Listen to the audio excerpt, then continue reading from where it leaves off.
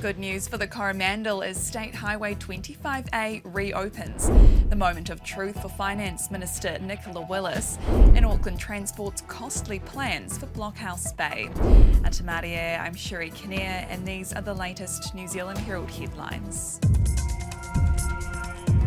Great news for the Coromandel region as State Highway 25A reopens.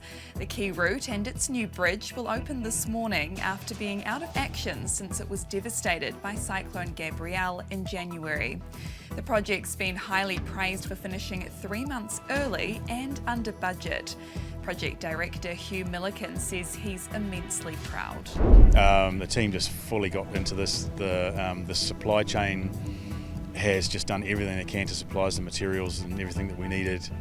It's just been an absolutely fantastic experience. And then to get it open before Christmas was always our goal. The opening comes hot on the heels of news that Brynderwyns are closing for 9 weeks early next year. State Highway 1 at the Brynderwyn Hills in Northland will shut between February 26 and March 27, but reopen for 6 days over Easter before closing again on April 3rd. But Northland fear they can't afford any more surprise closures. It cost the region $2 million per day when it had to close earlier in the year.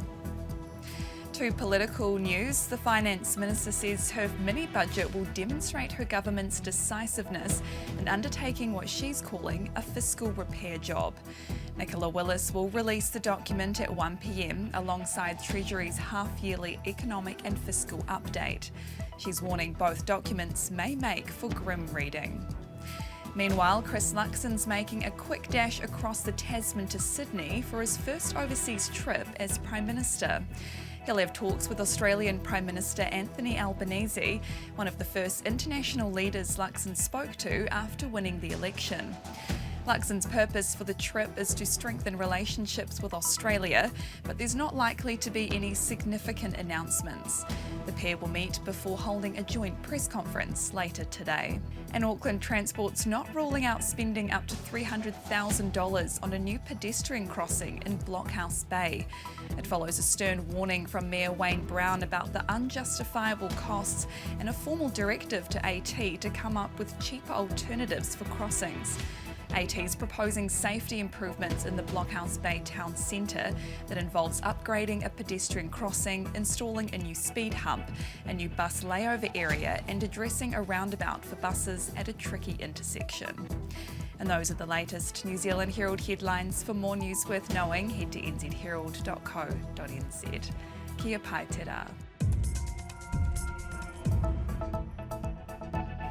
Thanks for checking out our YouTube channel. To stay up to date with all the latest news from the New Zealand Herald, click the subscribe button below or check out one of the videos here and head over to nzherald.co.nz for more details on these stories and more.